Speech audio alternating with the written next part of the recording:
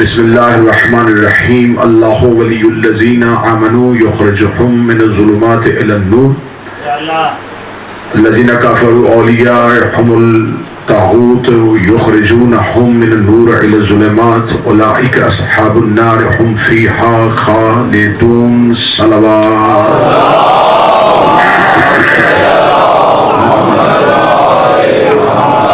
दुआ है कि मालिक इज्जत बारगाह इज्जत में आए हुए हर साहिब इज्जत की इज्जत को महफूज फरमाए। गुफ्तगू हो रही है खुदावंद मुतआल के इस हुक्म के तहत कि खुदा वो वली है जो अंधेरों से निकालता है, नूर की तरफ लेके आता है, और शैतान उनका वली है और वो अपनी तागूत की ताकत के साथ नूर में आए हुओं को दोबारा अंधेरों में लेके जाता है। मैंने आपके सामने इस्लाम की मुकम्मल हिस्ट्री पढ़ी कि मक्का से रसूल ने अंधेरों से निकाला, नूर में रखा। मदीना में रसूल ने अंधेरों से निकाला, नूर में रखा। गदीर में रसूल ने नूर दिखा दिया। मीनारे नूर उम्मत के सामने बुलंद कर दिया। कल की गुफ्तगू इस नहज पे पहुंची थी कि तीसरी खिलाफत का दौर खत्म हो चुका। अब पहला खलीफा अजमाई उम्मत के साथ, दूसरी खिलाफत वसीयत के साथ, तीसरी खिलाफत शूरा 6 रुकनी कमेटी के साथ। अब जब तीसरी खिलाफत का दौर खत्म हुआ तो अब मुसलमान खिलाफत की जख्मी ऊंटनी को लेके अली के दरवाजे पे। ये लफ्ज मेरे नहीं है, ये लफ्ज नहजुल बलागा में मेरे मौला ने कहे, मैंने आप तक पहुंचाए। मौला ने कहा नाकाए खिलाफत। जब आके अली के दरवाजे पे कहा या अली, हम चाहते हैं कि हम आपकी बैयत करें और आप ज़माम इस्लाम को संभालें और आप मिंबर रसूल पे बतौर खलीफतुल मुस्लिमीन आए, तो ये जवाब आज भी तारीख के माथे पे झूमर बन के चमक रहा है जो मेरे बादशाह अली ने दिया। अली ने फरमाया उठाओ अपनी जख्मी ऊंटनी को, तुम्हारी हुकूमत मेरे नजदीक बकरी के नाक से बहते हुए पानी से निकल।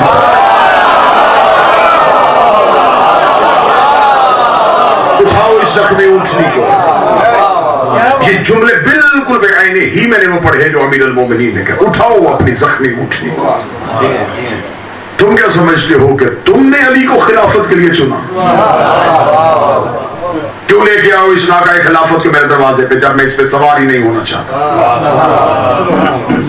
अली फरमाया मैं तुम्हारी खिलाफत को कबूल नहीं करता। अब जिसे कल की तकरीर याद है मैं वहीं से रब्त कायम करने लगा। कल वाली तकरीर में मैंने कहा था कि अमीरुल मोमिनीन के सामने 3 शर्तें रखी गई थी, कुरान पे अमल, सुन्नत पे अमल, सीरत शरअन पे अमल। 12 साल के बाद दोबारा मुसलमान अली के दरवाजे पे आए। 12 साल पहले शर्तें लेके आए थे। कितना फर्क आ गया देखिए।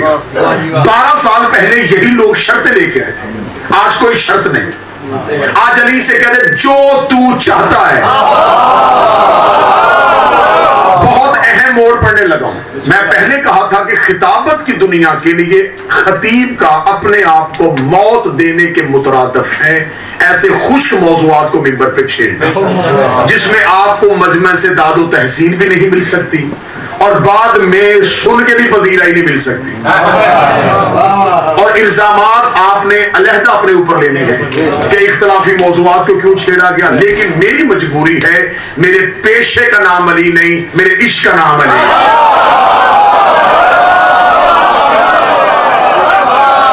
मेरी मजबूरी है कि जहां दुश्मन मेरी कौम के बच्चों पे मुख्तलिफ यूट्यूब चैनल्स बना के ताबड़तोड़ हमले कर रहा है मेरे मजहब पे और टाइटल दे रहा है शियों से ये पूछो, शियों से ये पूछो।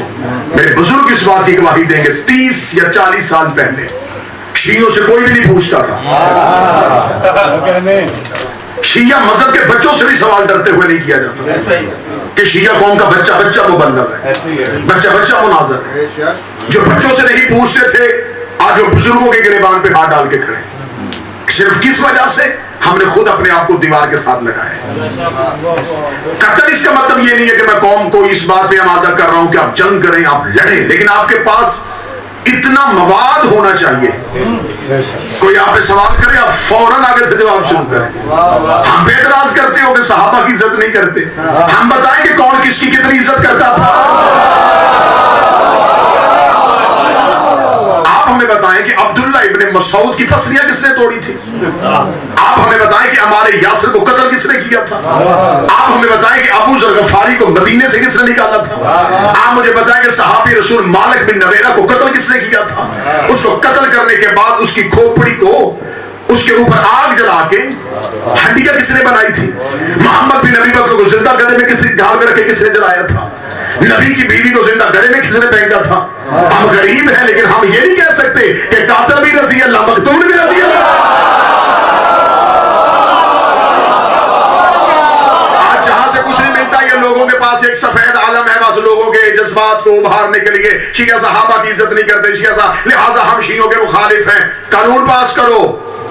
संजीदा होना चाहते हो तो कुरान के हाशिए पर लिख के दो कि जो सहाबी को गाली देगा तुम उसे काफिर लिखते हो, तो कुरान के हाशिए पर लिख के दो। तुम कुरान के हाशिए पे लिखोगे, मैं तुम्हारी किताबों से उस बंदे का नाम निकालूंगा जो मिंबर में अली को गालियां देता रहा।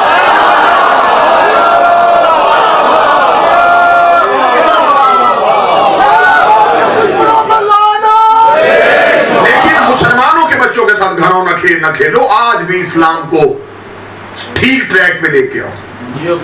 आज भी इस्लाम की इमारत को सीधा करना चाहते हो तो उन चीजों की निशानदेही करो जिसे तुम छुप के मानते हो कि ये गलत हुआ। फर्क है, मौला की कसम फर्क है। कमरों में बैठ के कहते हैं कि हम ये मानते हैं ये खिताए इज्तिहादी थी, लेकिन हम ये ऐलान मिंबरों पे नहीं कर सकते। मौला अमीरुल मोमिनीन के दरवाजे पे आकर या अली खिलाफत को कबूल कीजिएगा। मैं मुतसिल होने लगा हूं, मुसलसल होने लगा हूं कल की गुफ्तगू से। 12 साल पहले इन्होंने कहा था 3 शर्तें हैं। अमीरुल मोमिनीन ने फरमाया फिर सुनो, अगर खिलाफत लेके आए हो, 12 साल पहले तो मेरे दरवाजे पे आए थे, मैंने जिस शर्त का इनकार किया था ना, उस शर्त पे आज भी खड़ा। मैं कुरान और सुन्नत नाफज करूंगा। मैं बहुत अहम नुक्ता उठाने लगा हूं। अमीरुल मोमिनीन ने फरमाया कि मैं कुरान और सुन्नत नाफज करूंगा, किसी फर्द की सीरत मैं इस्लाम में नहीं आने दूंगा। बोला ठीक है यार। अली ने फरमाया आप क्योंकि तुमने मुझे खलीफा चुनना है, अब मेरी बैयत होनी है, मैं बैयत इसी शर्त पे लूंगा कि जिसने मेरी बैयत करनी है वो सिर्फ कुरान और सुन्नत पे अमल करेगा, सिर्फ कुरान और सुन्नत पे। इसके अलावा मेरी बैयत नहीं होगी। बैयत का जाके इस्लाम में तसव्वुर देखना, बैयत वोट देने को नहीं कहते। बैयत कहते हैं कि अगर आप मासूम के हाथ में बैयत कर लेते हैं तो अब आपके अमाल की जिम्मेदारी उस मासूम की है। बैयत करना होता है कुछ बेचना, कुछ खरीदना। आपने अपना आप बेच दिया उस मासूम के हाथ पे, और वो जिस शर्त पे खरीदे उसी शर्त पे बेचना पड़ता है। अली ने 12 साल बाद कितना बड़ा जवाब दिया। अली ने फरमाया जिसने मेरी बैयत करनी है वो सिर्फ कुरान और सुन्नत पे करेगा और किसी की सीरत पे नहीं करेगा। उम्मत मुसलमान ने कहा या अली मुझे मंजूर है। अली ने यह जवाब देकर दुनिया को कह दिया अब अली और मोहम्मद के दरमियान कोई फासला नहीं रहा। अब जिसने भी अली की बैयत की वो खलीफा को बिला फस्ल कह के की। दरमियान वाले गए गोली ने निकाल दिया। कुरान सुन्नत अली, ये है अली की खामोशी, ये है अली का इंतकाम। इतनी देर समझा कि अली को कमजोर किया है, अमीरुल मोमिनीन ने तलवार उठाए बगैर कहा फिर सिर्फ बैयत होगी मेरी तो कुरान और सुन्नत पे होगी। या अली हम बैयत करने के लिए तैयार है। अली ने फरमाया मैं घर में आकर छुप के बैयत नहीं करूंगा, जाओ मस्जिद में इकट्ठे हो जाओ, ऐलान करवाओ, आम ऐलान। अमीरुल मोमिनीन अगर हुकूमत चाहते हो तो अली फरमाते जितने लोग मेरे घर में जल्दी इनसे तो बैत लूं। अली फरमाया नहीं, किसी दरख्त के नीचे नहीं, कहां बैठे हैं जो पहले दिन से बैठे सुन रहे, किसी वीराने में जाके नहीं, किसी के घर के कमरे में नहीं, खुल्लम खुल्ला ऐलान करो मस्जिद नबवी में और इंतजार करो करो मैं आऊंगा। मस्जिद खचा खच भर गई। और उस दिन किताबें कहती हैं कि मस्जिद नबवी तो भरी थी, मदीना की गलियों में तिल धरने की जगह नहीं थी। पूरी जिम्मेदारी है तारीख की मेरे कांधों पे, आपकी जिम्मेदारी है सिर्फ दाद देनी और वसूल करने की। रसूल के बाद, खदीर के बाद पहली बैयत है जो अलानिया हो रही है।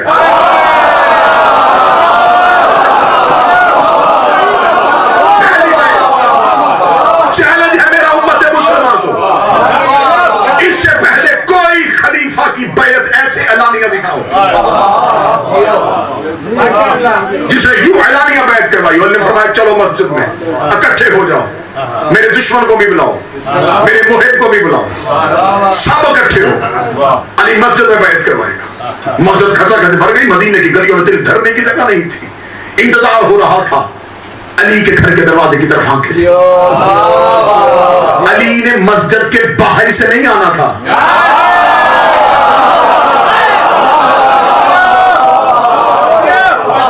अब यहां आप सारा मजमा बैठा होता है, आप इंतजार में होते हैं कि कब आए और कब महीने शुरू। अगर आप मेरे इंतजार में बैठे हैं, अगर तो मैंने आना हो उधर से, तो आप बार बार पीछे मुड़ के देखें, मैं आऊंगा इधर से। अली ने इधर से आना था। अली के घर का दरवाजा मस्जिद में खुलता था, बिल्कुल मेहराब इबादत के साथ अली का दरवाजा। और आसान करूं, 30% बंदे वसूल करेंगे अगर आसान करूंगा। जहां अल्लाह का मेहराब था ना, बिल्कुल साथ अली का दर था। जिंदाबाद कौमे शिया, जिंदाबाद अली का वलीउल्लाह पढ़ने वाले, अल्लाह के घर के, अल्लाह के मेहराब के साथ।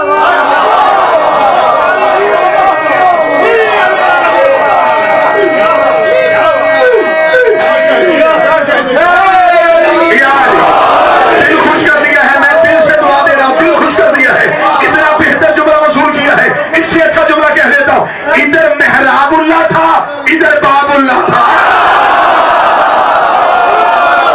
इधर मेहराबुल्लाह था, इधर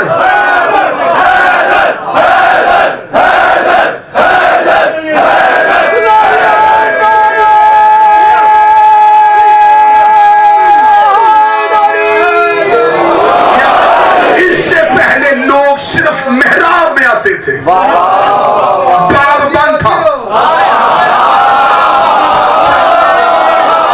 अब जाते रहना, मैं नतीजों पे आने लगा हूं। इतनी देर उम्मत पे सिर्फ अल्लाह का मेहराब खुला था, अल्लाह का दरवाजा बंद था। आज नजरें थी दरवाजा, आज नजरें थी बाबुल्लाह पे, आज नजरें थी अली के दरवाजे पे, आज नजरें थी अली के दरवाजे पे, आज नजरें थी अल्लाह के दरवाजे पे। इतना देखना था कि लोगों की नजरें थी, लोग अपने पंजों पे खड़े होकर अली के घर के दरवाजे की तरफ देख रहे थे। थोड़ी देर बाद दरवाजा खुला, अमीर अल मोमिनीन की शान से अपने घर से आए, सर से इब्राहिम वाला अमामा, कांधे पे अबू तालिब वाली चादर, हाथ में अंगुश्तरी सुलेमान, एक हाथ में मूसा का असा, पांव में नालैन मोहम्मद को पहने हुए, चेहरे पे हाशिम की मुस्कुराहट, चेहरे पे अब्दुल मुत्तलिब का तकवा।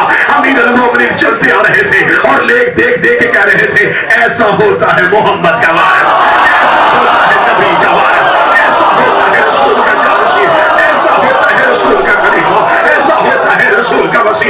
अली चलते आ रहे थे, अली मिंबर के करीब आए। पहला खलीफा आखिरी जीने में बैठा था, दूसरा खलीफा दूसरे जीने में बैठा था, तीसरा खलीफा तीसरे जीने में बैठा था। अली ने मिंबर के करीब आके पहले जीने पे पहला पांव रखा, दूसरे जीने पे दूसरा पांव रखा, तीसरे जीने पे तीसरा पांव रखा। अली जहां मोहम्मद बैठा करते थे वहां दोनों पांव रखे खड़ा हुआ, पीछे से बूढ़ा उठ के खड़ा हो गया।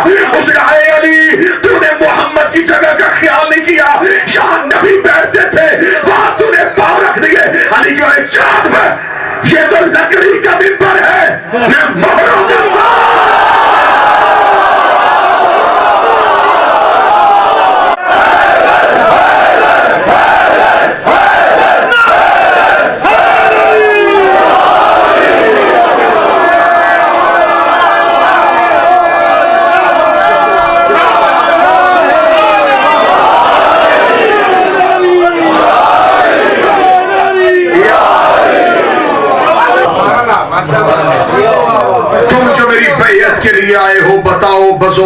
शमशीर आए हो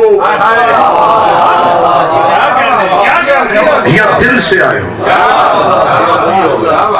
मस्जिद से एक ही आवाज है, या अली हम आपको नबी का खलीफा मानते हैं और आप ही के हाथ में बैयत करना चाहते हैं। अमीर अल मोमिनीन ने खुतबा दिया। वो खुतबे का वक्त नहीं है क्योंकि बात आगे बढ़ानी और बहुत कम 2 दिनों में मौजू को मुकम्मल करना। अमीर अल मोमिनीन ने कहा क्या तुम बैयत चाहते हो? हाँ या अली हम बैयत चाहते हैं। अल्लाह ने फरमाया फिर करो बैयत। सुभान अब धीमे लहजे में ऊंचा जुमला बोलने लगा, या अली हाथ बढ़ाए बैयत करें। फरमाया गदीर भूल गए हो? बोलो जो अली के नौकर बैठे हो, गदीर भूल गए हो? मुस्तफा ने मेरी बैयत कैसे ली थी? यानी इससे पहले तो हम ऐसे करते रहे, आप भी ऐसे बैयत लेने कुछ नहीं होता। बैयत का तरीका ही बदला, करनी तो बैयत ही है। अली ने वहीं पे खड़े होकर कुरान की आयत पढ़ी। अली फरमाया खुदा ने कुरान में कहा है यदुल्लाहु फौका बिअयदिहिम, अल्लाह का हाथ बंदों के हाथ के ऊपर होता है। हम अल्लाह का हाथ है।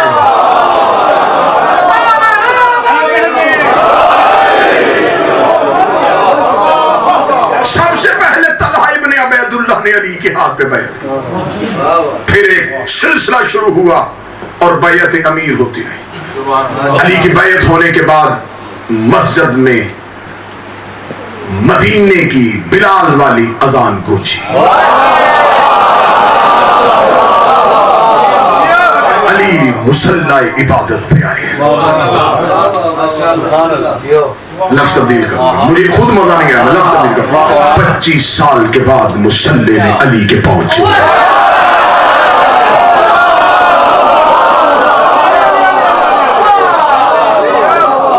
मुसल्ले पे पांव रखते ही पहला जुमला तारीख के कलेजे से निकाल के आपके कलूब में उतार लगा। अली फरमाते हैं अल्हम्दुलिल्लाह अला अहसानिहा वजअल अल हक अला मकानिहा। तारीफ तेरे एहसान की, आज हक अपनी जगह पे आ गया है। आज हक अपने मकाम पे आ गया। अली ने नमाज पढ़ाई। बूढ़े सहाबी नमाज के बाद कहते आज मोहम्मद वाली। नमाज याद आई। इसका मतलब है इतना अरसा जो पढ़ी गई थी। बोलो जो अली के नौकर बैठे हो, अगर हर नमाज मुस्तफा वाली नमाज थी, फिर किसी ने ये क्यों कहा कि आज मुस्तफा वाली नमाज याद आई? इसका मतलब कुछ तब्दील हुआ था। जो तब्दील हुआ था वो आज तक ठीक नहीं हो रहा।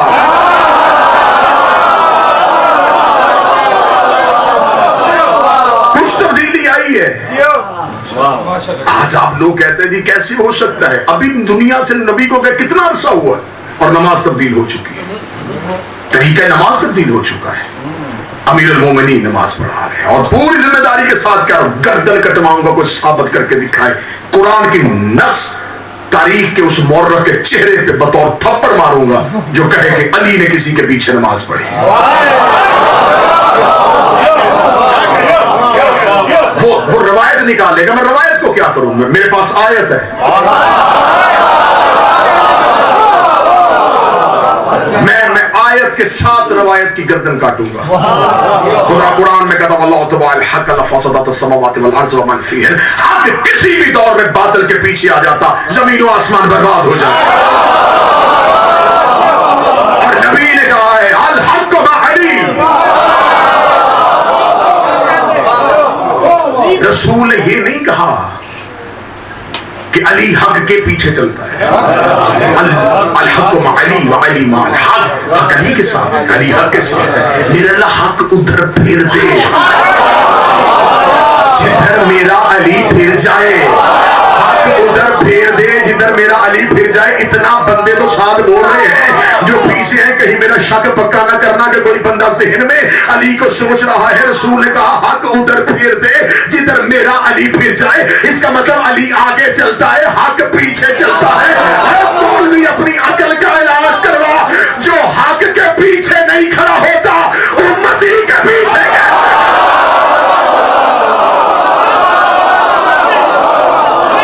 जो हक के पीछे नहीं चलता।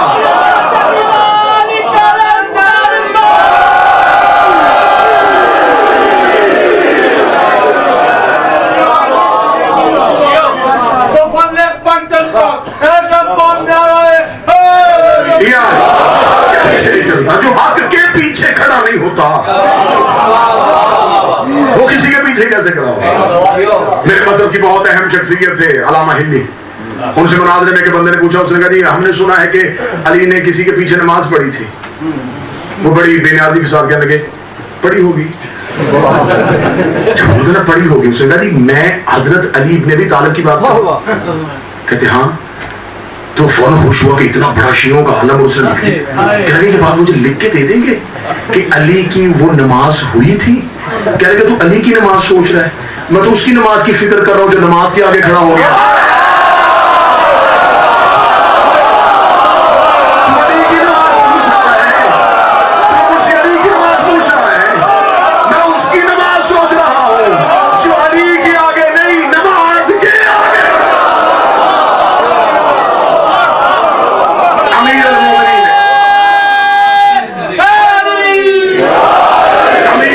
ने कहा था अना सलातुल मोमिन, मैं मोमिन की नमाज। अली इहदिना सिरातुल मुस्तकीम है, अली बाय बिस्मिल्लाह का नुक्ता है, अली अनअमता अलैहिम है। नमाज से अलहम्द तो नहीं निकाल सकते। जब तक हमद नमाज में है तब तक अली नमाज।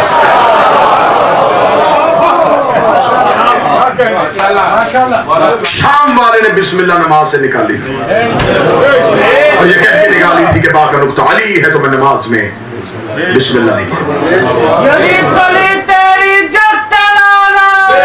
अब आप आगे बढ़ने दीजिएगा, बात को आगे बढ़ने दीजिएगा जी। अमीर अल मोमिनीन आए और बैत हुई और अली के पीछे उम्मत ने नमाज अदा की। नमाज हो चुकी। अमीर अल मोमिनीन ने फौरन कहा कि अब मैंने कल बताया था कौन कौन किस किस ओहदे पे तैनात था। अब हुकूमत अली की आ गई थी, अब अली के हाथ में बैत हो चुकी थी। अमीर अल मोमिनीन ने कहा कि ओहदों को मासूल करो। उनसे भी कहा था कि ओहदों से हटाओ ताकि मुसलमानों के ऊपर से जालिम हुक्मरान हटे। अमीर अल मोमिनीन ने फरमाया कि सबसे पहले बसरे का वाली तब्दील करो। अब देखना फर्क समझना मेरे अहले सुन्नत भाई, अली में और वाक़ियों में क्या फर्क था। वहां रिश्तेदारी की बुनियाद पर वजारतें दी गई थी, वहां अकरबा परवरी की गई थी, वहां ताल्लुकदारी देखी गई थी। अमीर अल मोमिनीन ने बसरे का वाली उस्मान बिन हनीफ को बुलाया, जिसको बसरे का वाली बनाया, जिसको गवर्नर बना रहा है। उसको जब इत्तला मिली तो वो अपनी खेत में कीचड़ में उसकी टांगे थी, हाथ में कुदाल था और मजदूरी कर रहा था। बेटे ने आके कहा कि बाबा तू बसरे का गवर्नर बन गया। इसने यूं देखी कहा मैं बसरे का गवर्नर, बाप से मजाक कर रहा है।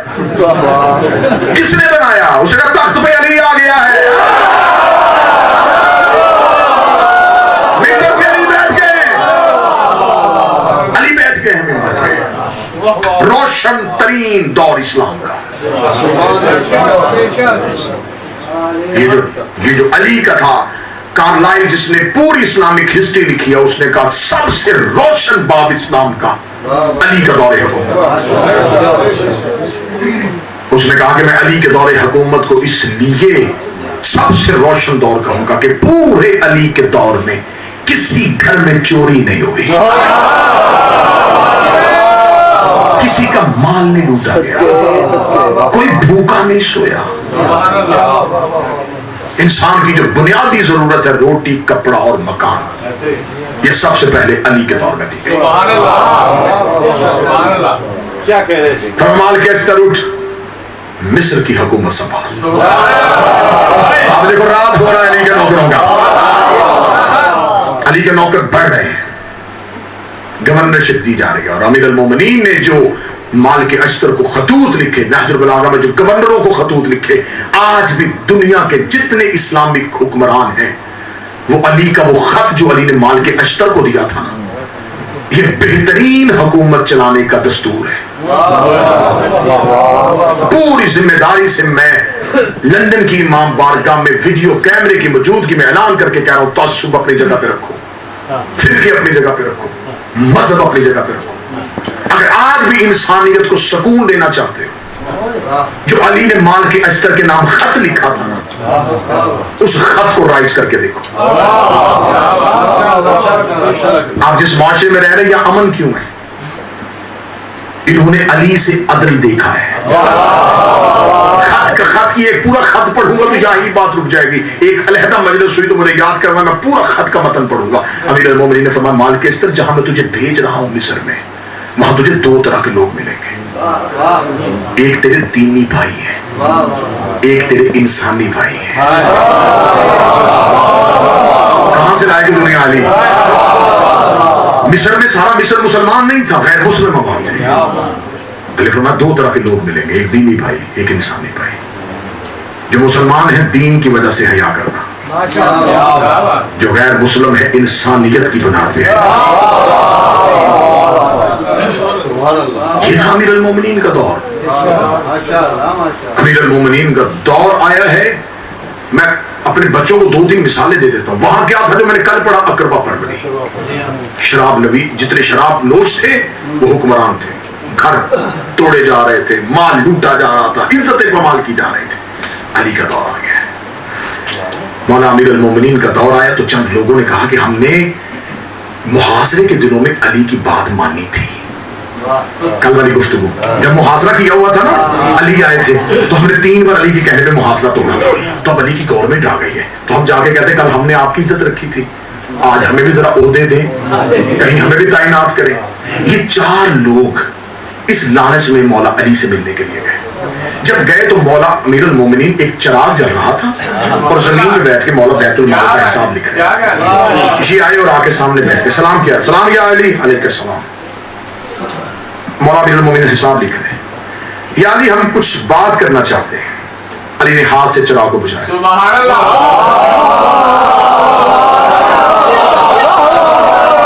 वाकया नहीं है ये, वाकया नहीं है, इसको सिर्फ वाकया समझ के ज़हन से उतार ना देना।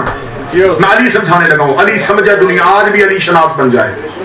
अमीर अल मोमिनीन ने हाथ के साथ चिराग के लोग को बुझाया। अमीर अल मोमिनीन ने रुख उनकी तरफ किया, किस काम आए? या अली अंधेरा हो गया है कमरे में, चिराग रोशन करें। फरमाया इसमें जो तेल है ना वो बैतुल माल,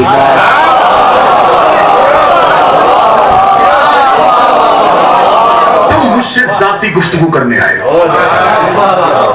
इस जाती गुफ्तगू के दरमियान जो तेल जलेगा इसका हिसाब क़यामत को कौन देगा? अब वो ज़हन में क्या लेके आए थे कि हम अली से हुकूमत लेंगे, फौरन चुप हो गए कि जो तेल का हिसाब रख रहा है ये हमें हुकूमत कैसे देगा? फौरन तारीख कहती है सवाल तब्दील हुआ, कहने लगे या अली हम उम्रे के इरादे से जाना चाहते थे, हम पूछने के लिए आए थे कि कुछ हमें मसनून दुआएं तालीम फरमाएं। दिलों के हाल जानने वाला है अली। मैं अली के यहाँ फैसले पढ़ूं तो रात गुजर जाए। अली ने अपने दौरे हुकूमत में क्या फैसले किए? जितने मेरे नौजवान हो मैं मिन्नत करके कहूंगा तुम्हारा भाई दोस्त होने की हैसियत से इल्म की दुनिया में कभी अपने आप को कमजोर ना करना। माशाअल्लाह माशाअल्लाह।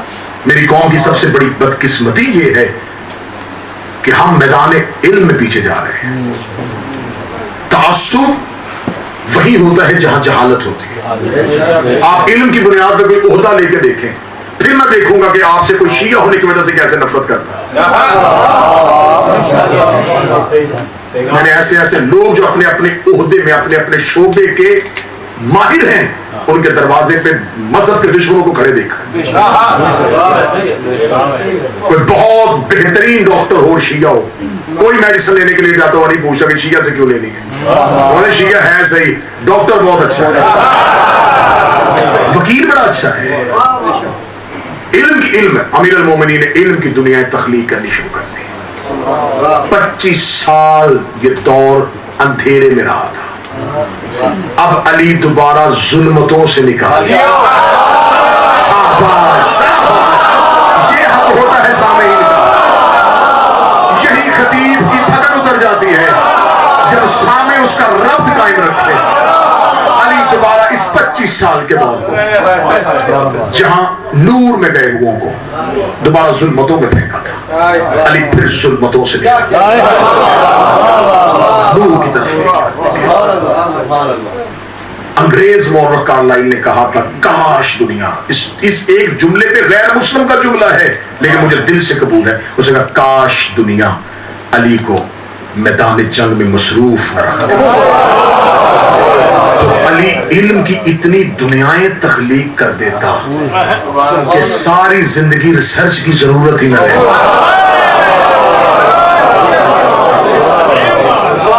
अली इल्म की दुनियाएं आबाद कर देता। वहां सर काटे जा रहे थे, यहाँ इब्ने अब्बास तफसीर लिख रहा था, यहाँ इब्ने अब्बास को पढ़ाया जा रहा था, यहाँ हदीस लिखवाई जा रही थी, यहाँ हो रही थी। इल्म की दुनिया मौला अली तख्लीक कर रहे थे। जहालत में भरी हुई इंसानियत ने इल्म की रोशनी देखी, लोग अली की तरफ उमड़ आए।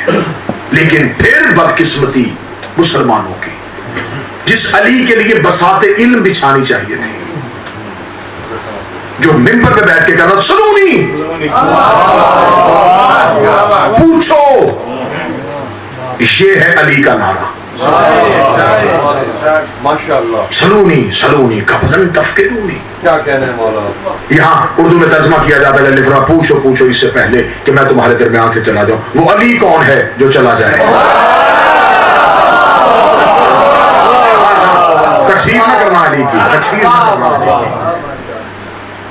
अली फरमाया पूछो मुझसे कबल इसके कि तुम मुझे खो दो। ये जब चराग इल्म जल रहा है तुम इससे बहुत दूर चले जाओ, पूछ लो जो पूछना है। दुश्मन पूछ रहा है अली बता रहे हैं, दोस्त पूछ रहा है अली बता रहे हैं। मैं काश मौजू यहीं पर रुक जाता तो इतना कुछ आंखों के सामने फिर रहा था कि मुझसे मुश्किल हो गया था कि मैं क्या पढ़ूं और क्या ना पढ़ूं, लेकिन मौजू मुझे लेके आगे बढ़ना है। अभी अली इल्म की दुनिया तख्लीक कर रहे थे। या बसरे में जो पहला गवर्नर भेजा था उसे बसरे में कत्ल कर दिया जाता है। उस्मान बिन हनीफ की चेहरे की दाढ़ी नोच ली जाती है। जो नबी की बीवी मदीना छोड़ के गई थी और नबी की बाकी बीवियां उनके साथ थी, ये मक्का में आके क्याम कर चुकी थी। ये मक्का में रुकी हुई थी। जब इनको खबर पहुंची कि तीसरा खलीफा कत्ल हो गया है और मिंबर पे अली आ गए, अली को इख्तियार किसने दिया? फरमान मदीने के लोग इकट्ठे होकर चले गए थे। सबसे पहले तलहा अली की बैत करने वाला था। अमीर अल मोमिनीन ने एक एग्जेक्टिव ऑर्डर पास किया था। इन्हें फरमाया था कि जो मेरे मुखालिफ उमैया के लोग हैं ना, जिन्होंने तीसरी हुकूमत सबसे ज्यादा इस्लाम को नुकसान पहुंचाया, अली फरमाया इनमें से कोई मदीने से बाहर ना निकले, इनको मदीने से बाहर नहीं जाने देना। कहीं बाहर जाके जो बाकी सल्तनतें हैं उनको जाके खराब ना करें, अभी इनको यही रहने दो। अमीर अल मोमिनीन ने उनको मदीने रख लिया था। किस वजह से? कि वो शरारत ना करे। बाज़ औक़ात हुज्जत किसी को करीब इसलिए रख लेती है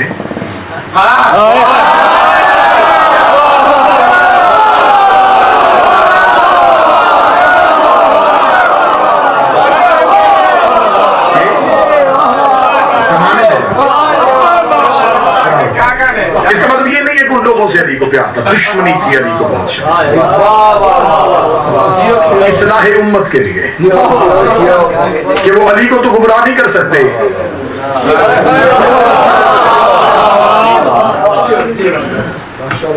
मौला को पता था कि मेरे पास भी रहे तो मुझे क्या करेंगे? अली को तो गुमराह नहीं कर सकते। जिनको बचाना था उनकी वजह से अली ने करीब बिठा लिया ताकि वो बच जाए। कुछ लोग हमें बचाने के लिए बिठाए गए थे।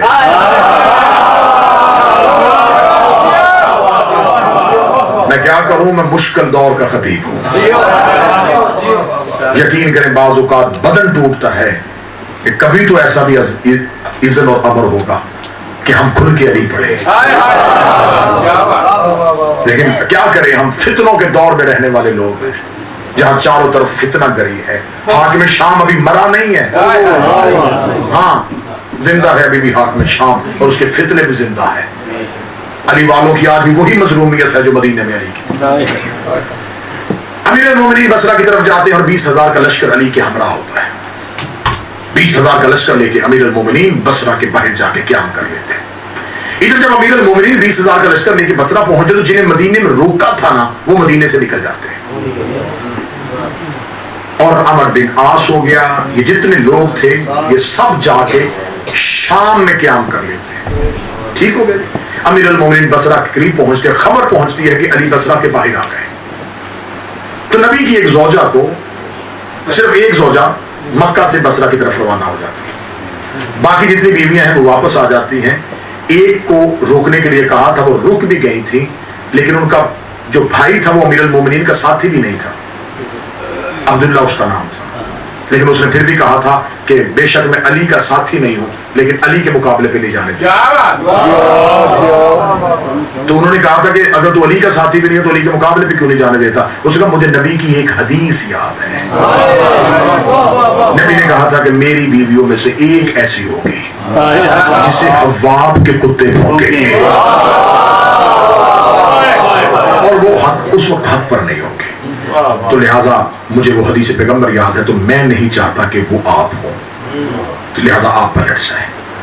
अब नबी की ज़ौजा को बसरा बुलवा लिया जाता है कि आप अली के मुखालिफ लश्कर की क़यादत करें। जब उनको आमादा कर दिया जाता है तो अमीर मोमिनीन बसरा पे हमला नहीं करते। अमीर मोमिनीन अपने कासद को भेजते हैं कि मुझे सिर्फ वो दुश्मनान जो आज भी बसरे में इस्लाम के खिलाफ साजिशें कर रहे हैं उसके खिलाफ जंग करनी है, बाकी पूरे बसरे को अमान है। कहा जाता है कि नहीं अली हम आपसे जंग के लिए आमादा है। जब कह दिया जाता है कि अमीरुल मोमिनीन हम आपसे जंग के लिए आमादा हैं, तो उधर से एक बहुत बड़ा लश्कर जो है वो मैदान में लाके खड़ा कर दिया जाता है। जो वो लश्कर मुकाबले पे खड़ा होता है तो अमीरुल मोमिनीन अपनी तरफ से एक नौजवान को हाथ में कुरान देके अमन का पैगाम देके भेजते हैं कि तू मेरी तरफ से जा, उनसे कह आपके और मेरे दरमियान ये कुरान हाकिम है, इस कुरान पे फैसला करते हैं। जो ही वो कुरान लेके जाता है तो उस नौजवान को कत्ल कर दिया जाता है और कुरान पे तीर मारा जाता है। जब कुरान पे तीर लगता है तो अली पे अब जिहाद वाजिब हो जाता है। अब अमीरुल मोमिनीन जो है वो मैदान में इस अंदाज के साथ चल रहे होते हैं कि साथ अली के सारे अली के बेटे हैं। साहिबान नौजवान मिल्लत, ये कौन सा अली है जो बदर में लड़ा था तो 25 साल का था, जवानी थी, मुकम्मल शबाब था अली। आज अली को जब उम्मत दोबारा मैदान में ला रही है तो अली 60 साल के हैं।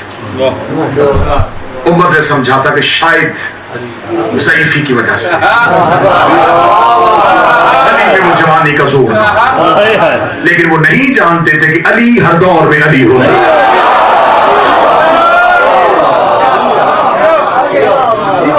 अमीरुल मोमिनीन की ये जितनी मैं बातें कर रहा हूं, मैं बार बार कह रहा हूं, ये बातें शिया किताबों से मैं नहीं कर रहा, ये बातें अहले सुन्नत किताबों में लिखी है। तारीख़ तिबरी उठा के देखो, इब्ने खल्दून उठा के देखो, तबकात इब्ने साद उठा के देखो, सबने लिखा है कि अमीरुल मोमिनीन बार बार कासद भेजते हैं कि मैं जंग नहीं चाहता, मैं नहीं चाहता कि जंग हो, कत्लो गारत हो, लिहाजा मैं चाहता हूं कि बड़े अच्छे तरीके से इस मामले को सुलझाया जा सके। उधर से एक शख्स आके कहता है कि हम आपसे इस बात पे मुआहिदा करेंगे, पहले आप कातलीन उस्मान को जो आपके लश्कर में है हमारे हवाले करें। अमीरुल मोमिनीन फरमाते हैं कि उस्मान के कातिल मेरे लश्कर में नहीं है, मेरे लश्कर में वही लोग हैं जिन्होंने हक पे अली की बैत की है। अगर तुम कातिलाने उस्मान को ढूंढना चाहते हो तो मैं तुम्हारे साथ मिल के कातिलाने उस्मान को ढूंढेंगे भी, उन्हें सजा भी देंगे, लेकिन यूं ये फैसला मैदान में ना करो। आखिर अमीरुल मोमिनीन के बार बार पेशकश को ठुकराया जाता है। आखिरी रात मौला अली जनाबे हसन को भेजते हैं, हसन आप जाइए क्योंकि आप रसूल के बेटे हैं। अली जानते थे कि मुर्रख क्या करने वाला है, अली जानते थे कि मुर्रख क्या जुल्म करने वाला है। अली को खबर थी कि मौरख लिखेगा कि ये जंग बराबर अदल पे इसलिए नहीं थी कि इधर रसूल की ज़ौजा थी, उधर रसूल का चचाजाद भाई था ना, एक दामाद ही था, तो ज़ौजा का रिश्ता ज्यादा करीब है बाएतबार दामाद के। अली देखते थे कि मौरख रिश्तेदारी की बुनियाद पे इस जंग को लिखेगा। अली ने फरमाया कि फिर मैं उसे भेजता हूं जो रिश्ते में मोहम्मद का बेटा है।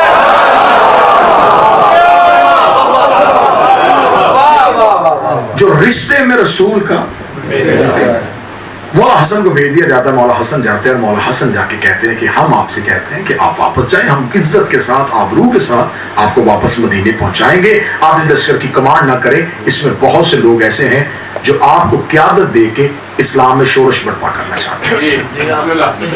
मौला हसन को एक बहुत लंबी चौड़ी बात बताई जाती है, मौला अमीर अल मोमिनीन के बारे में एक बहुत अदावत का एक पूरा एक खुतबा दिया जाता है, गुफ्तगू होती है। मौला हसन वापस आते हैं कि बाबा किसी तरीके से तस्लीम नहीं किया जा रहा। फिर मौला अमीर अल मोमिनीन सोचते हैं कि क्या होगा, किस दौर में है अली। बड़ा आसान है आपके लिए इस तारीख को सुनना, लेकिन कितने फैसले मुश्किल थे अली के लिए कि जो साथ चल रहे हैं उन पे भी एतमाद नहीं है और इस्लाम को भी बचाना है, नबी की नबूवत को भी खतरे में नहीं आने देना। अमीर अल मोमिनीन फिर सुबह के वक्त नमाज फजर के बाद मोहम्मद बिन अबी बकर को भेजते हैं कि रिश्ते के एतबार से आप उनके भाई हैं, बतौर भाई जाके गए। वो जाके कहते हैं कि वो उनको हुजरे के अंदर बुलाया जाता है, तो वो हुजरे के अंदर नहीं जाते, वो कहते हैं मैं खैमे के अंदर नहीं आऊंगा। वो खैमे के बाहर खड़े होकर कहते हैं कि मैं अब भी कहता हूँ कि आप वापस जाए। तो वो कहती है कि तू मेरा भाई है, वाई है तुम पे, तू भाई हो के बहन के साथ नहीं है और तू अली के साथ है। मोहम्मद बिन अबी बकर की जूती मिले ना मुझे, नस्ल वार दूं।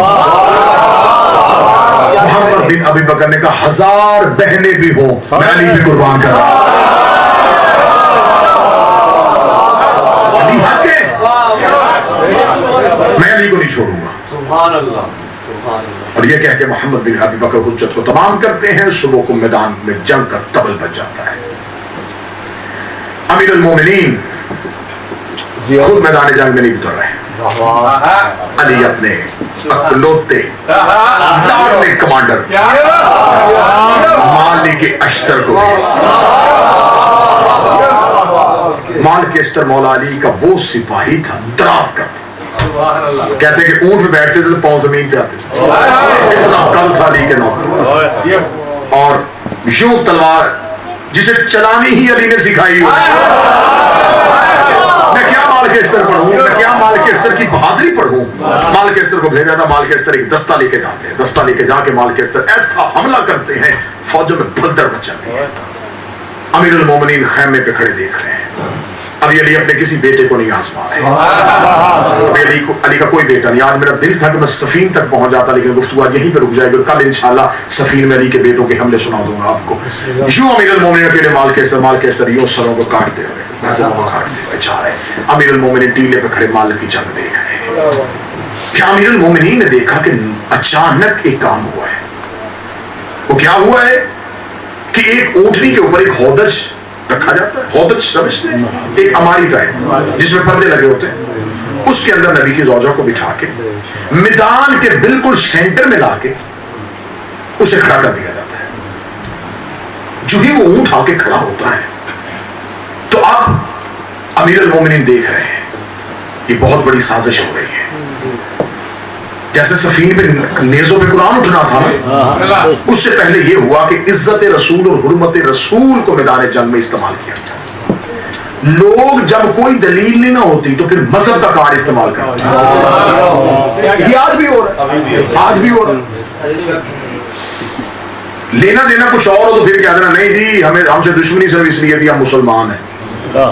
मजहब का कार्ड लोगों के पास। अब इन्होंने ये कार्ड इस्तेमाल किया रसूल की इज्जत का, लाके दरमियान में ऊंट रख दिया। कब देखे कि मैदान जंग में क्या होता, मैदान में जंग हो रही थी, तीर भी आ सकता है, तलवार भी आ सकती है, हमला भी हो सकता है, दरमियान में ऊंट खड़ा कर दिया। अमीर अल मोमिनीन खड़े देख रहे हैं कि बहुत बड़ी इन्होंने चालाकी की और एक चाल चली है। अमीर अल मोमिनीन देख रहे हैं। या अमीर अल मोमिनीन एक मंजर बड़ा अजीब देखा कि लोग आते उस ऊंटनी की मुहार को चूमते और अपनी गर्दन जाके अली के सिपाहियों की तलवार के नीचे करते, यानी कि अपने आप को उस ऊंटनी को मुकद्दस, उस ऊंट को मुकद्दस बना के अपने आप को कत्ल करवाया। अली सर पे हाथ रखते, अली कहते डर है मुझे जैसे मूसा के दौर में बछड़े की पूजा हुई थी, इस ऊंट की पूजा ना होनी शुरू हो जाए।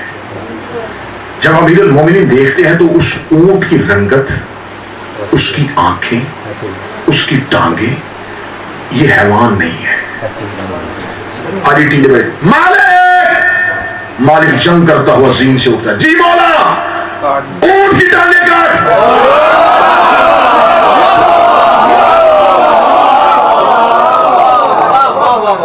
मालिक इस तरफ देखें, ये हुज्जत के नौकर होते हैं। क्यों? कैसे? जो रसूल और अली कहते हैं कि जानवर को ताजियाना भी नहीं मारना, वो अली कह रहा है कि हैवान की टांगे काट।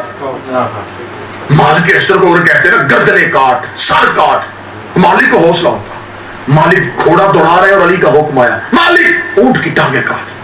मालिक ने भागते घोड़े में पूछा नहीं, दिल में अभी सोचा ऊंट की टांगे क्यों? अली की बात ऊंट नहीं, शैतान है।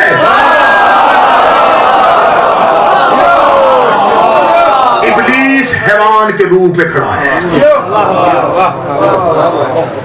टांगे काट। मालिक इस तरह अपने घोड़े को चक्कर लगा के दौड़ाते हुए आते हैं और मालिक घोड़े से अपने आप को झुकाता है और ऊंट की काट को टांगते हुए मालिक का घोड़ा यूं घूम के मालिक पीछे मुड़ के देखता है तो 3 टांगों पे ऊंट खड़ा। मालिक इस तरह फिर टीले पे अली को देखता, लिख रहा मालिक मैंने तुम्हें कहा ये ऊंट नहीं है, जल्दी कर इसकी टांगे काट। मालिक इस तरह फिर घोड़े को दौड़ाता है, फिर अपने आप को बाईं रकाब में झुकाता है और झुकी हुई गर्दन के साथ अली का नौकर दूसरी टांग काटता है। 2 टांगे हैं। मार्केटर सामने से आता है और एक बार अपने आप को घोड़े की जीन से गिराता है, दोनों घुटने रेत पे रखता है, दोनों हाथों के साथ पूरी ताकत से वार करता है। ऊंट की अगली दोनों टांगे एक ही बार में मालिक काट देता है। जो ही टांगे कटती है तो जमल के मैदान में खामोशी हो जाती है कि अब हौदज गिर जाएगा, अब नबी की सौजा की तौहीन हो जाएगी, हम यहीं से शोर बुलंद कर देंगे। जिस मकसद के लिए ऊंट खड़ा था वह मकसद पूरा होने वाला है। लोग नारे बुलंद करने के लिए तैयार खड़े थे कि अब हम अली के खिलाफ इस शोरश को बर्पा कर देंगे कि पहले तो खलीफा का कत्ल हुआ, अब नबी की सौजा की तौहीन हो गई। अभी बंदे अपने मकसद को पाने लगे थे। अली की बात मोहम्मद बिन अबू बकर ने अपने घोड़े को दौड़ाया, गिरते हुए हौदज में हाथ डाला, उनको उठा के अपने घोड़े की पूंछ में बिठाया। उसने कहा अली ने नाम महरम को भेज दिया, फरमाया खामोश तेरा भाई मोहम्मद।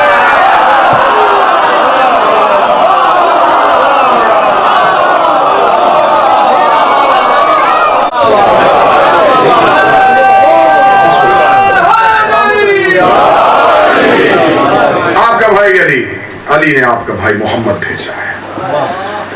खुल्क अजीम का मालिक था अली।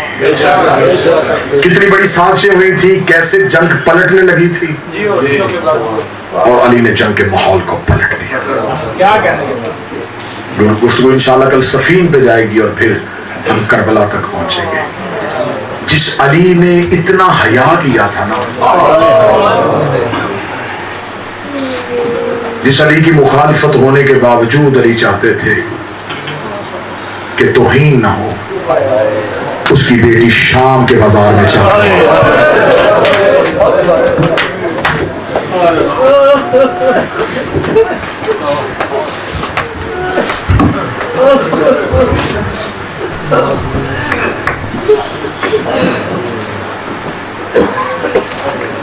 गुजर गई आज मुहर्रम, सिर्फ कल की रात का मेहमान है।